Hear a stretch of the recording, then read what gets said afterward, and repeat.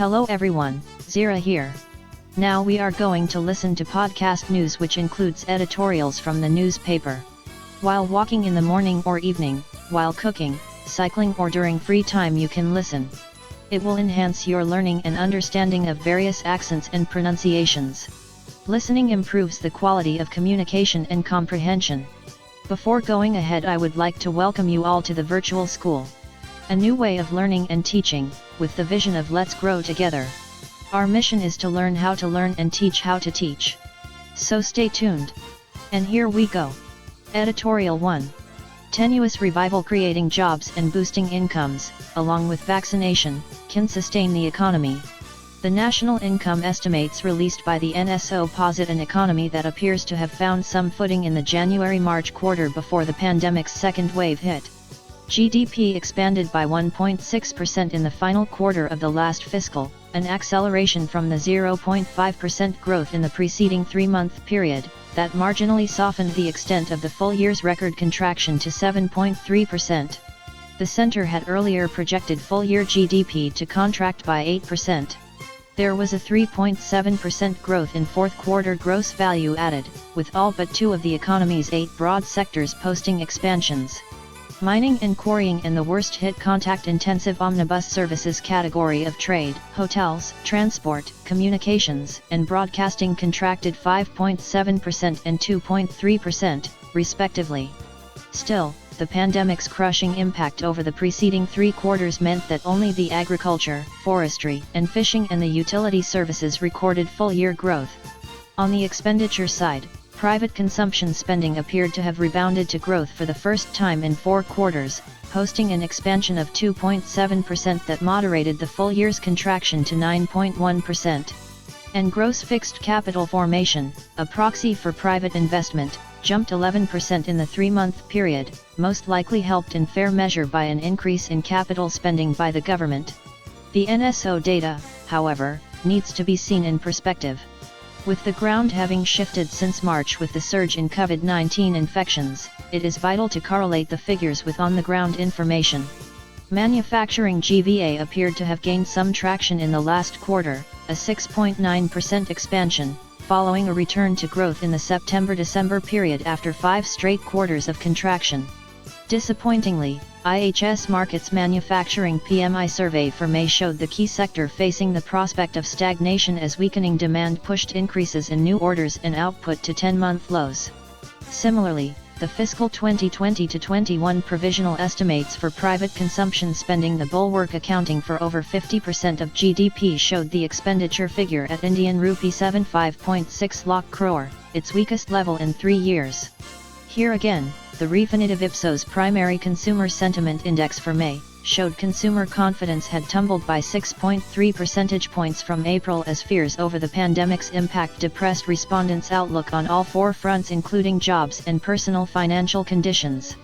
With unabated job losses pushing overall unemployment to a 1-year high of 11.9% in May, as per CMIE data, and rural areas ravaged, only an accelerated nationwide vaccine rollout and direct job and income boosting measures can prevent the economy from backsliding again. Thank you. Editorial 2.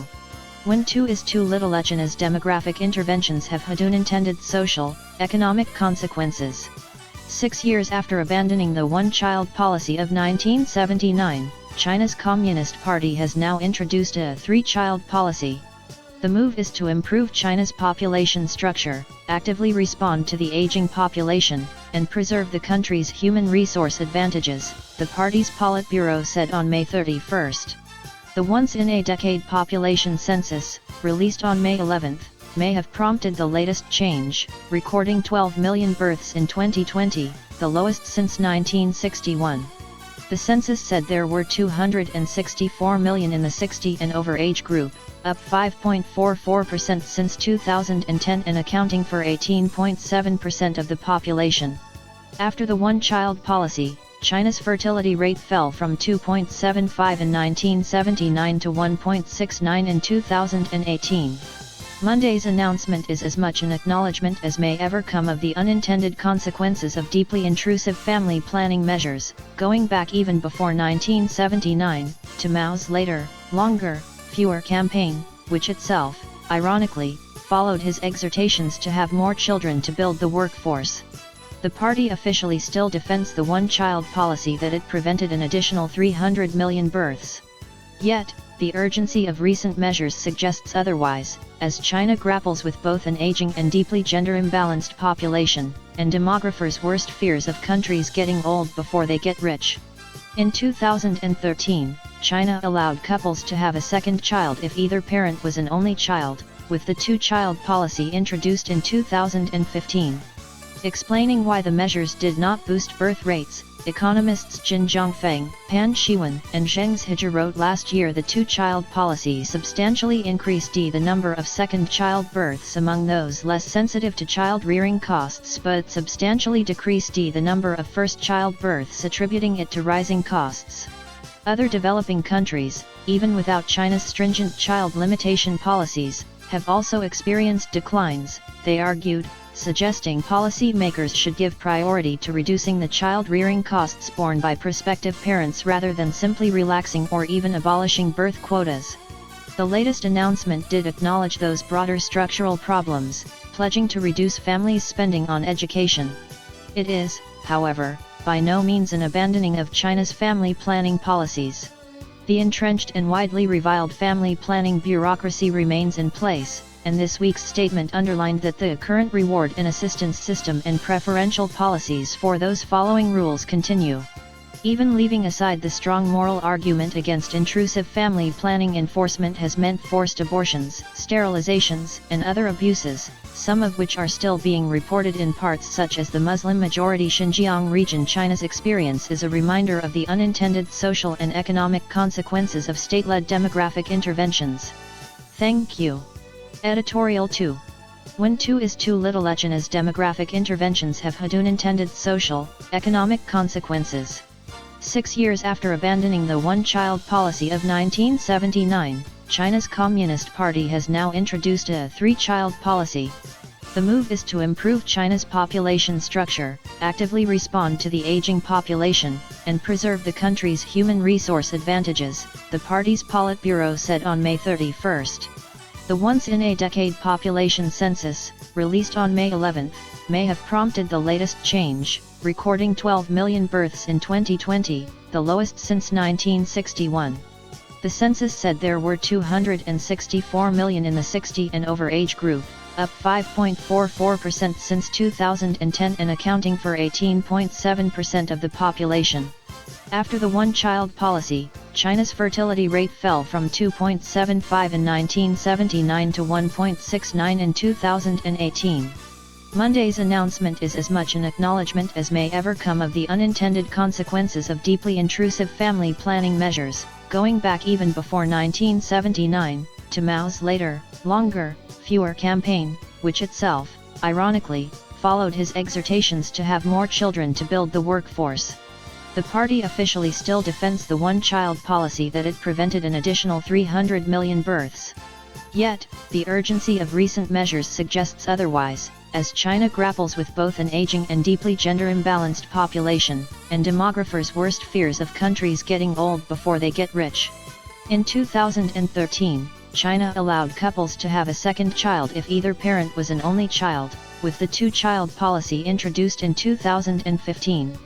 Explaining why the measures did not boost birth rates, economists Jin Zhongfeng, Pan Shiwen, and Zheng Zhiji wrote last year the two-child policy substantially increased the number of second-child births among those less sensitive to child-rearing costs but substantially decreased the number of first-child births, attributing it to rising costs. Other developing countries, even without China's stringent child limitation policies, have also experienced declines, they argued, suggesting policymakers should give priority to reducing the child-rearing costs borne by prospective parents rather than simply relaxing or even abolishing birth quotas. The latest announcement did acknowledge those broader structural problems, pledging to reduce families' spending on education.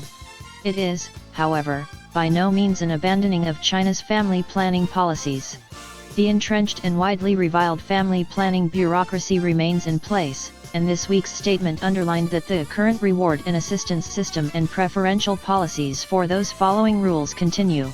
Even leaving aside the strong moral argument against intrusive family planning, enforcement has meant forced abortions, sterilizations, and other abuses, some of which are still being reported in parts such as the Muslim-majority Xinjiang region. China's experience is a reminder of the unintended social and economic consequences of state-led demographic interventions. Thank you. Editorial 3. COVID Diplomacy 2.0, a different order of tasks. Indian diplomacy will have to handle the fallout of the vaccine collapse and bioresearch regulations. Getty Image *analyzers/Getty Images. Prime Minister Narendra Modi's words on Buddha Purnima, that in times to come the planet will remember events as either pre-COVID or post-COVID, https://bit.ly/2SIYWUO, could not hold truer than for India's diplomatic structure worldwide. In the past month, the focus for the Ministry of External Affairs, MAA, and missions abroad has shifted.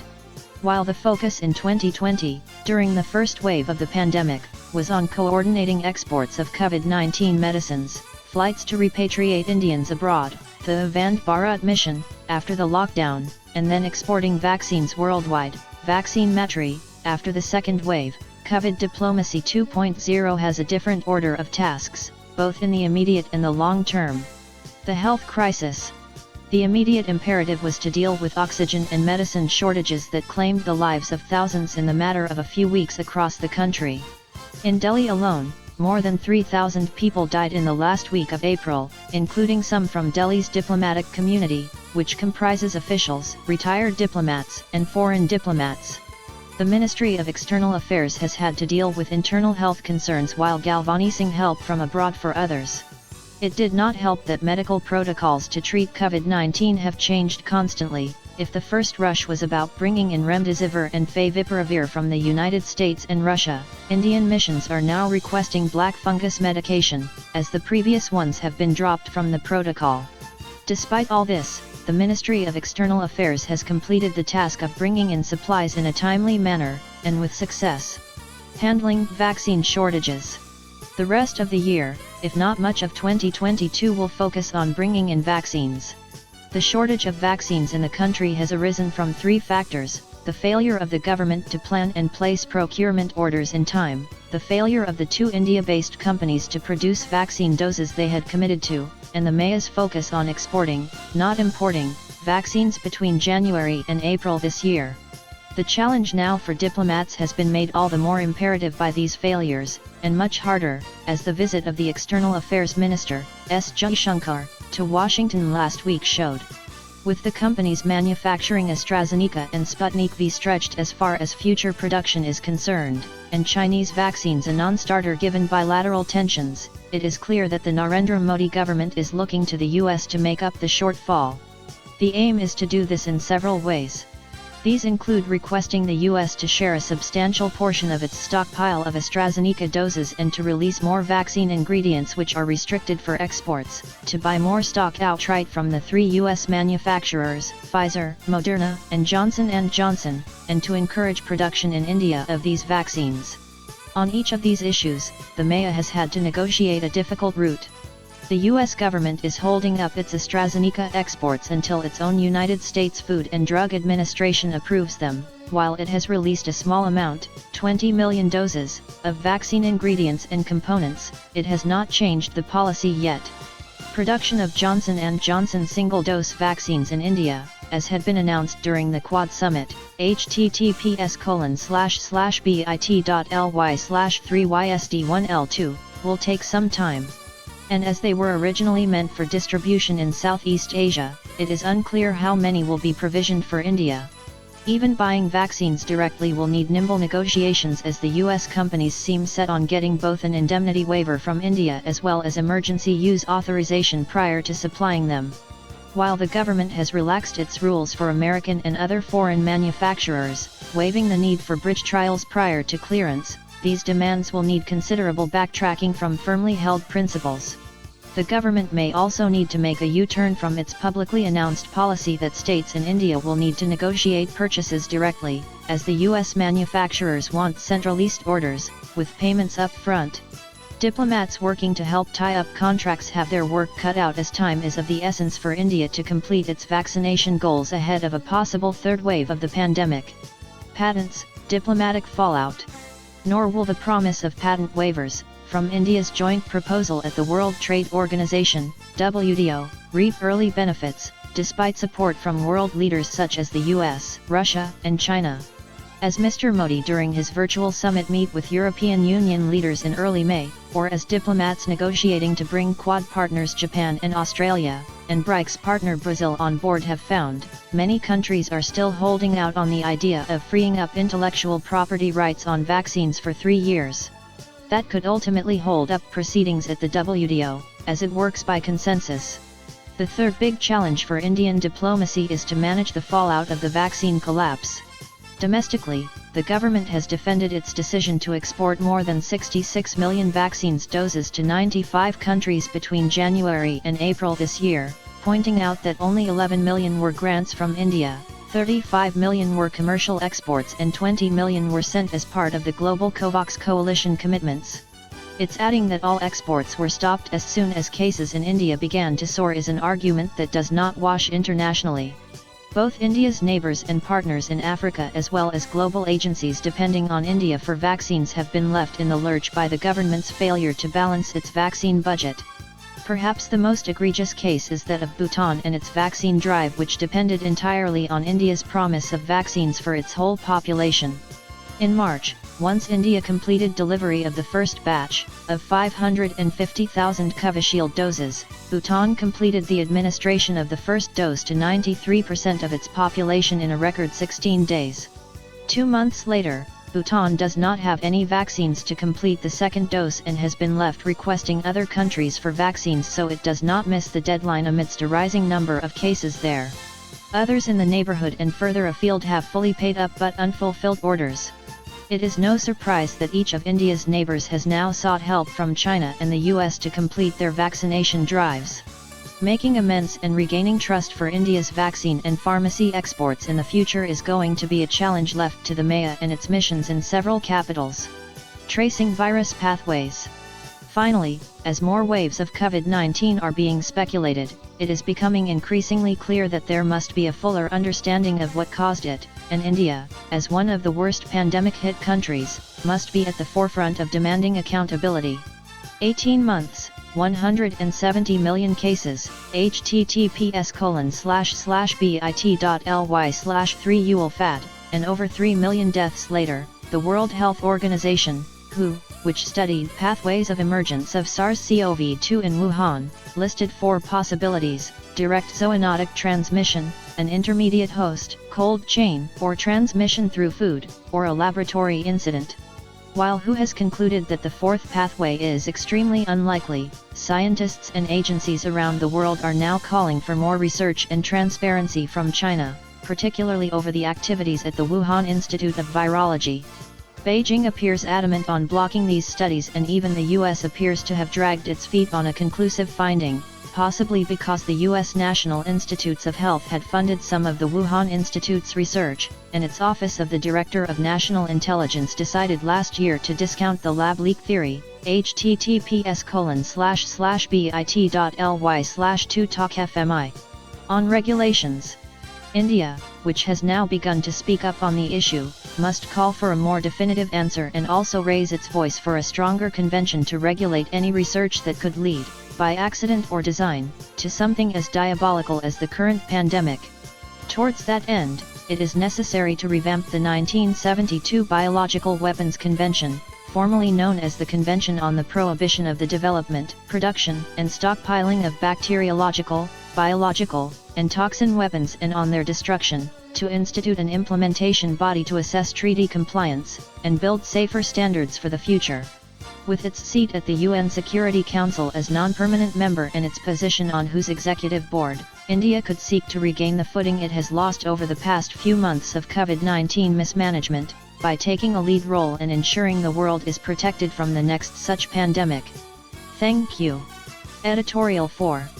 Breaking the cycle of child labor is in India's hands, though the pandemic has amplified its contributing factors. Policy and programmatic interventions can save children.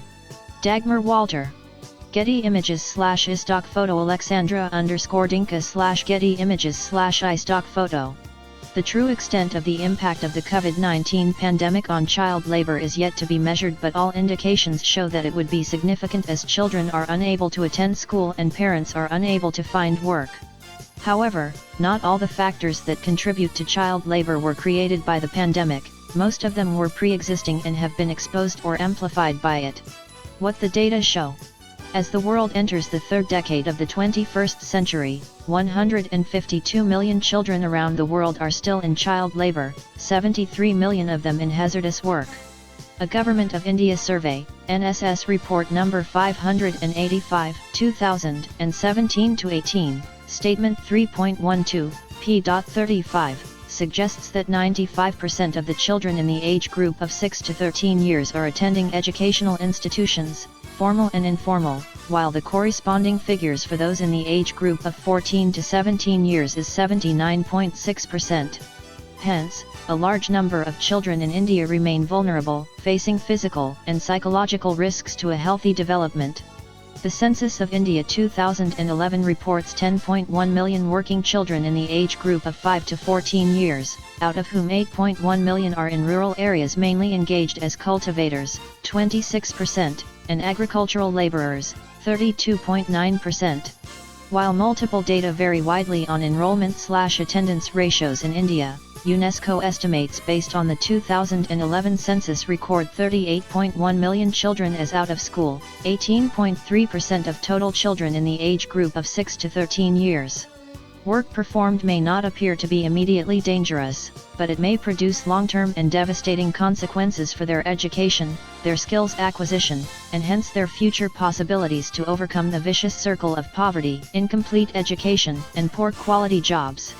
A rapid survey on children, 2013-14, jointly undertaken by the Ministry of Women and Child Development and UNICEF, found that less than half of children in the age group of 10 to 14 years have completed primary education. These remain challenges we must overcome. A decrease in India. One piece of good news is that child labor in India decreased in the decade 2001 to 2011, and this demonstrates that the right combination of policy and programmatic interventions can make a difference. Policy interventions such as the Mahatma Gandhi National Rural Employment Guarantee Act, NREGA, 2005, the Right to Education Act 2009 and the Midday Meal Scheme have paved the way for children to be in schools, along with guaranteed wage employment, unskilled, for rural families. Concerted efforts towards convergence of government schemes is also the focus of the implementation of the National Child Labour Project. Ratifying International Labour Organization Conventions NOS 138 and 182 in 2017, the Indian government further demonstrated its commitment to the elimination of child labour, including those engaged in hazardous occupations. The Ministry of Labour and Employment operated online portal, www.pencil.gov.in, allows government officials, law enforcement agencies and non-governmental organizations to share information and coordinate on child labor cases at the national, state and local levels for effective enforcement of child labor laws. While child labor has declined during the past decade globally, estimates indicate that the rate of reduction has slowed by 2/3 in the most recent 4-year period. These positive and negative trends have to be taken into account when developing India's policy and programmatic response during and after the novel coronavirus pandemic. The economic contraction and lockdowns ensuing from the pandemic have affected all countries in Asia, leading to income reductions for enterprises and workers, many of them in the informal economy. The large number of returned migrant workers has compounded the socio-economic challenges. India experienced slower economic growth and rising unemployment even before the pandemic. Subsequent lockdowns have worsened the situation, posing a real risk of backtracking the gains made in eliminating child labor. With increased economic insecurity, lack of social protection and reduced household income, children from poor households are being pushed to contribute to the family income with the risk of exposure to exploitative work. Challenges in education. With closure of schools and challenges of distance learning, children may drop out, leaving little scope for return unless affirmative and immediate actions are taken. As many schools and educational institutions are moving to online platforms for continuation of learning, The digital divide is a challenge that India has to reconcile within the next several years. The NSS report number 585 titled Household Social Consumption on Education in India suggests that in 2017-18, only 24% of Indian households had access to an internet facility. Proportions were 15% among rural households and 42% among urban households. The Annual Status of Education Report, ASER, 2020 survey highlights that a third of the total enrolled children received some kind of learning materials from their teachers during the reference period, October 2020, as digital mode of education was opted for. The challenges are significant and manifold, but it is not impossible to meet them if the right level of commitment among all the relevant stakeholders and the right mix of policy and programmatic interventions are present.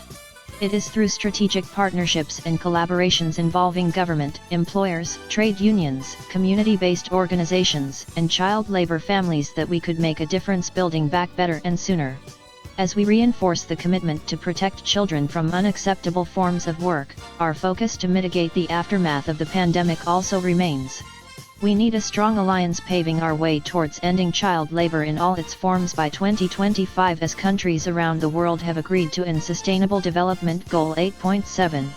We governments, employers, unions, civil society organizations and even individuals must rise and pledge to take action against child labor as a part of the UN's declaration of 2021 as the International Year for the Elimination of Child Labor. Our actions today will determine the future of children tomorrow. Dagmar Walter is Director, International Labour Organization India Country Office. Thank you. Editorial 5.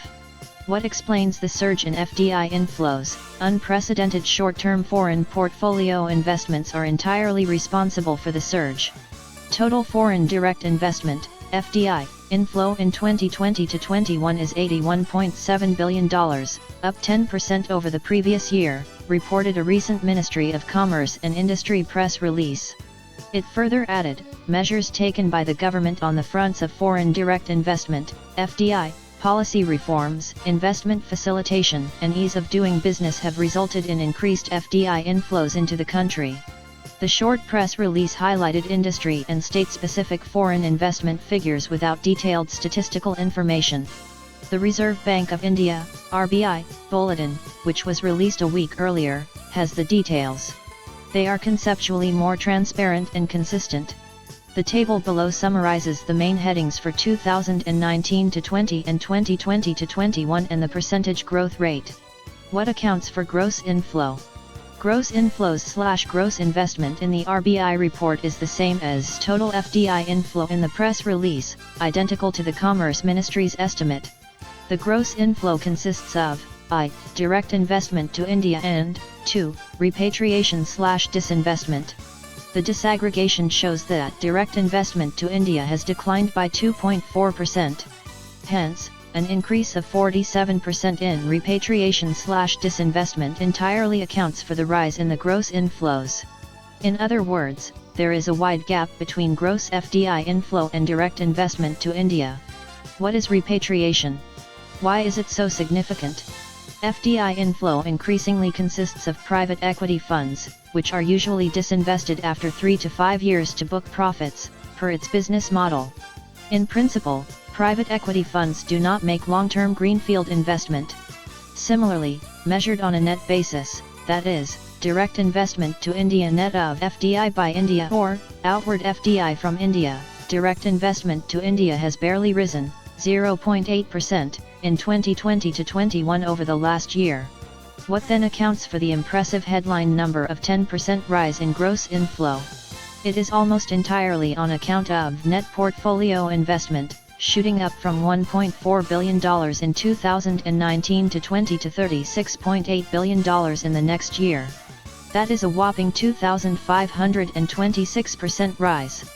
Further, within the net portfolio investment, foreign institutional investment, FIIs, has boomed by an astounding 6,800% to $38 billion in 2020-21, from a mere $500 million in the previous year. So, the mystery of the surge in gross FDI inflows is solved. It is entirely on account of net foreign portfolio investment. What is portfolio investment, and how is it included in FDI inflow? FDI inflow, in theory, is supposed to bring in additional capital to augment potential output, taking managerial control/stake.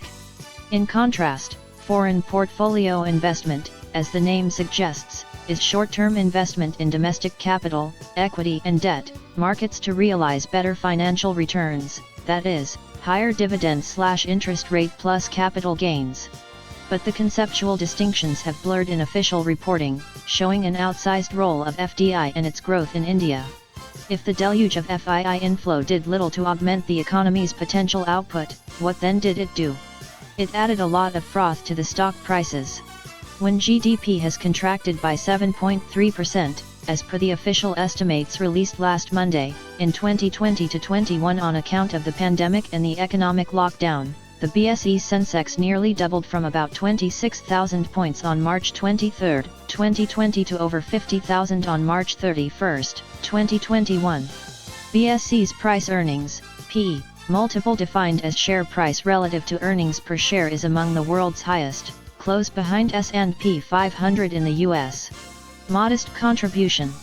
Thus the surge in total FDI inflow during the pandemic year is entirely explained by booming short-term FIIs in the capital market, and not adding to fixed investment and employment creation. For years now, the government has showcased the rise in gross FDI inflows as a badge of the success of its economic policies to counter the widespread criticisms of output and investment slowdown and rising unemployment rates, especially during the last year.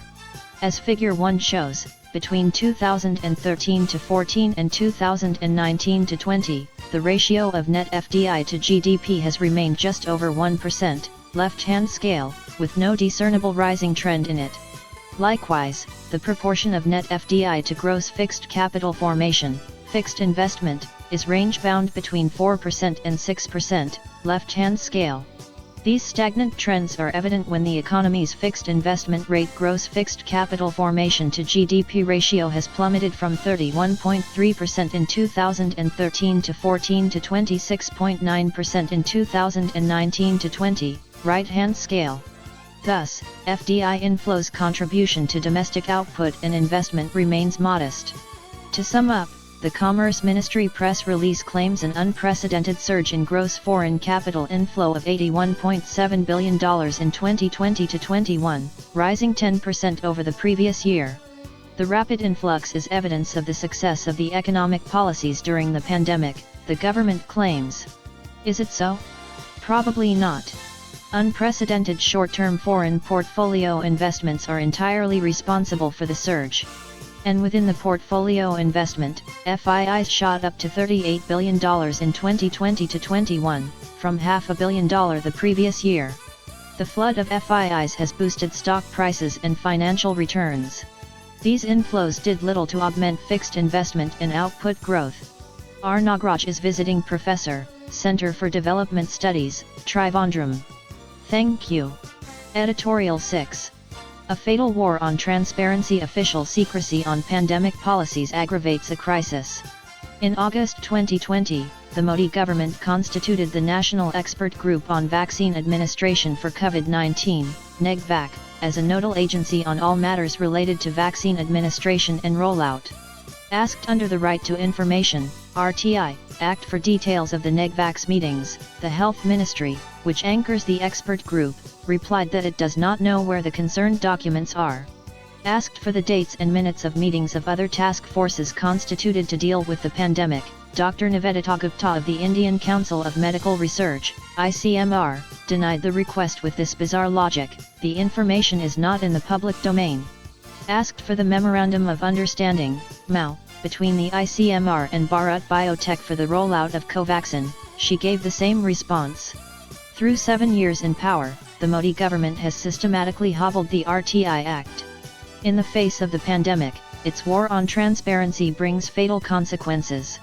Brazen denials mark its responses to RTI requests filed over the past year.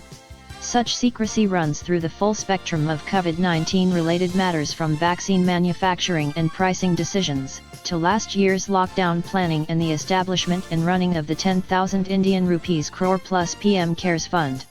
Opacity serves as a cover for large-scale over-centralization and misgovernance. Botched-up vaccination program. Despite thousands of daily deaths, the government continues to withhold information on critical life-saving policies and decisions. Take, for example, India's botched-up vaccination program. On January 3, the Drugs Controller General of India, DCGI, approved Covaxin. Until today, Bharat Biotech has not published peer-reviewed interim efficacy analyses from Phase 3 clinical trials. The DCGI has denied RTI requests about its decision to grant emergency approval to Covaxin and Covishield, claiming that information about efficacy and safety constitutes confidential commercial information. But such data are routinely published in peer-reviewed journals and disclosed to the public by regulators. Effectively, the DCGI is keeping secret decision-making on what it called a 110% safe vaccine. But people being administered Covaxin had to consent to a declaration that in case of serious adverse impacts, compensation will be awarded only if a causal link to the vaccine is established. Second, the rollout of vaccines is badly hit by shortages. Against the target of 30 crore Indians being vaccinated by July, only over 4 crore have been fully vaccinated so far. Covaxin is developed with the help of the ICMR's National Institute of Virology, NIV, and the Council of Scientific and Industrial Research Indian Institute of Chemical Technology, IICT, and co-owned by the ICMR. Its production is the easiest for the government to ramp up, and massive vaccine production capacity in the public sector is lying idle. So, what explains the government-enabled scarcity of vaccines? Like the ICMR, the NIV too refuses to disclose the MOU with Bharat Biotech, and the full extent of public investment into Covaxin's research and development. Similarly, asked for details of the research collaboration with Bharat Biotech, and investment of public funds in Covaxin, the IICT too denies information, calling the request an unwarranted invasion of privacy. Meanwhile, Covaxin has reached private hospitals as among the most expensive vaccines in the world, at over 1,200 Indian rupees a dose. And the ICMR is earning 5% royalties on the vaccine. This and other scraps of information are public only thanks to the Supreme Court hearing a suo motu pill on the pandemic. The government's summary dismissals not just violate citizens' fundamental right to information but also push RTI requests into an appeal process that can take over 2 years. Time and resources go waste as citizens have to approach information commissions and high courts to access basic information. Information black hole. Effective planning and administration cannot occur in the dark, and experts attribute the death toll and suffering to mismanagement and lack of preparation as much as the virus itself. Official secrecy is undermining the capacity of scientists, public health, and policy experts to provide timely feedback and suggestions to the government. Such is the information black hole that over 900 scientists have appealed to the Prime Minister for access to information and data. But little has changed. The Supreme Court should order the government to suo motu disclose information related to COVID-19 policies, in line with Sections 4 and 7 of the RTI Act, which deal with proactive and urgent disclosures with consequences for life and liberty. Writing about famines in colonial India, Amartya Sen argued that mass hunger and death do not occur where information flows freely. Ditto for pandemic management. Aniket Aga teaches at Ashoka University. Chitrangada Chaudhuri is a journalist on the editorial board of Article 14. Thank you. Editorial 7. The economic toolkit revealed with monetary policy having run its course, fiscal policy alone can spur the economy. Pulapur Balakrishnan. Reading the Reserve Bank of India, RBI's annual report for 2020-21, The Economist is driven to rethink why India today needs its central bank more than ever before. So, what would be the direction from which these thoughts are likely to flow? Most likely it will be the one suggesting that perhaps the RBI is to be desired more for its role as a source of unbiased and reliable information on the economy than its potency in driving it. The former is not a trivial presence at all, especially at a time when citizens are skeptical of the independence of government agencies originally intended to be free from its influence, leave alone stranglehold. The annual report is a splendid document. The information presented in it enables us to understand which economic policy can move the economy even as it shows that the RBI's own capacity in this task may currently be limited. This by itself is vital guidance at this moment, though the RBI may not read the situation in the same way as others do. A coherent story. In the annual report we find data on the movement of three variables over the past year, namely, interest rates, inflation and credit flow. Helpfully, in some cases the data are exactly for 1 year commencing March 27, 2020, a few days after the nationwide lockdown was announced. So, we are able to track the path of the variables of our interest since. Together they tell a coherent story. And what is that story? First, it is one of the very active use of monetary policy to stave off the negative impact of the lockdown. The RBI immediately lowered the interest rate in its command, the repo rate, in fact more than once, and has held it since. Then it attempted to influence the long-term rate of interest through targeted long-term repo operations, TLTROs, in order to encourage investment. It enhanced liquidity by lowering the cash reserve ratio. Finally, in sync with the credit guarantee available under the Emergency Credit Line Guarantee Scheme of the Government of India, the ONTAP FLTRO scheme was expanded to cover 26 stressed sectors. These amounted to a combination of incentives, enabling measures, and safety nets revolving around credit. India's monetary authority cannot be faulted for the speed with which it acted, which was markedly different from what was seen on the fiscal front.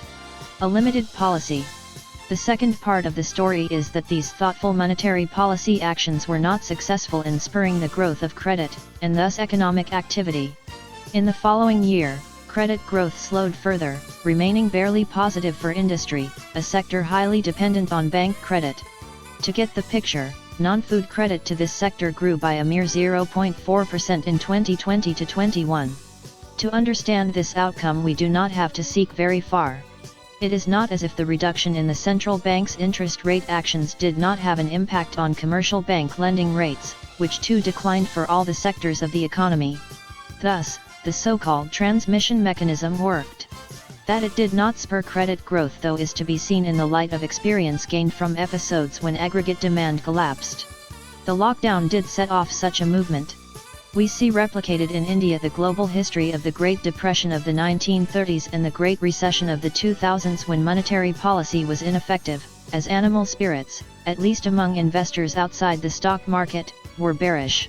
However, in the case of inflation, again meticulously documented by the RBI, India's experience stands out.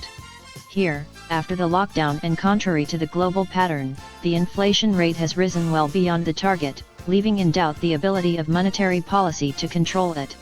The contribution of the RBI, through its admirably transparent annual report, is to have laid bare the economic toolkit at our disposal. It is plain that monetary policy has run its course. Fiscal policy alone can spur the economy now. Pulapur Balakrishnan teaches economics at Ashoka University. Thank you. 50 years ago, June 2, 1971, reluctance to transfer Fazilka. A piquant situation has arisen for the centre following the reluctance of the Punjab government to transfer Fazilka to Haryana, which was agreed upon when the Prime Minister, Mrs. Indira Gandhi, gave her award on the future of Chandigarh, New Delhi, June 1. The tussle between the two states over Chandigarh went on for over 3 years when finally Mrs. Gandhi announced her verdict that the city should go to Punjab and, in return, the latter would make over the Fazilka Abhor area to Haryana. It was also agreed that Haryana would construct a new capital for which a sum of 20 rupees crores has been promised in the agreement, and, for 5 years, the state also would have its capital at Chandigarh. A boundary commission was to be appointed to go into other territorial adjustments among Haryana, Punjab, and Himachal Pradesh. Fazilka is to be transferred to Haryana to synchronize with the boundary adjustments recommended by the commission.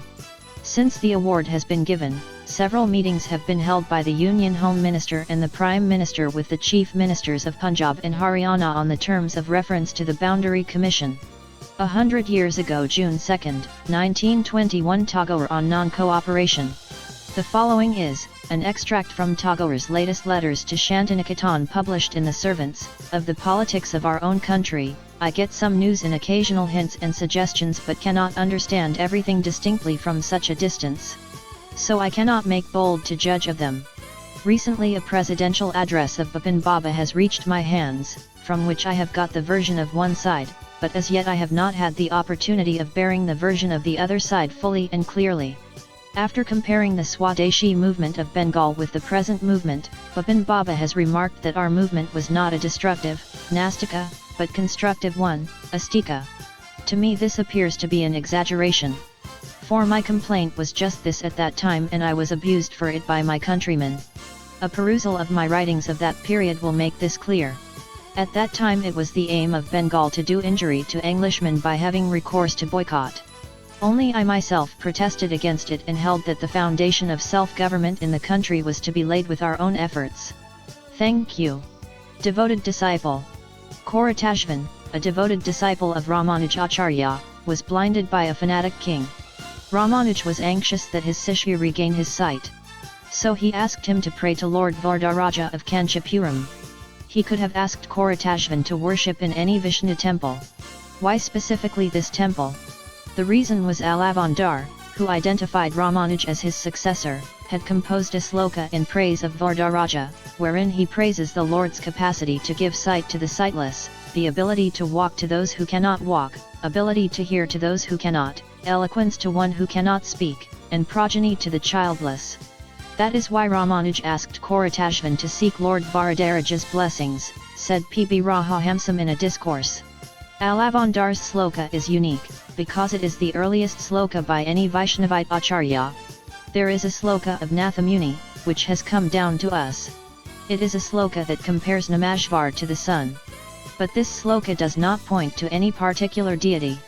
The earliest sloka, which specifically refers to the deity of a temple, is Alavanadar's sloka in praise of Lord Vardaraja of Kanchipuram. While all the Asvars have praised deities of different temples, the very first sloka in praise of an Arka form of the Lord by a Vaishnavite acharya is that of Alavandar. However, while Koratashvan did indeed eulogize Lord Vardaraja, through his Vardaraja Stavam, he did not ask for restoration of his eyesight. The Lord makes it possible for him to see him. All that Koratashvan wants is for the Lord to make it possible for him to see the Lord in his Acharya Ramanuj. So long as this is granted to him, he does not care about seeing anything else in this world. Such a great devotee and Sishya was Koratashvan. Thank you. Thank you so much for watching this video as a podcast. Do like, share and comment. Press the subscribe button and hit the bell icon to get new notifications. Thank you. Take care and stay safe. God bless you all. Jai Ma Bharati. To download news and editorials in MP3, follow us on Telegram, Virtual School. The link is provided in the description below.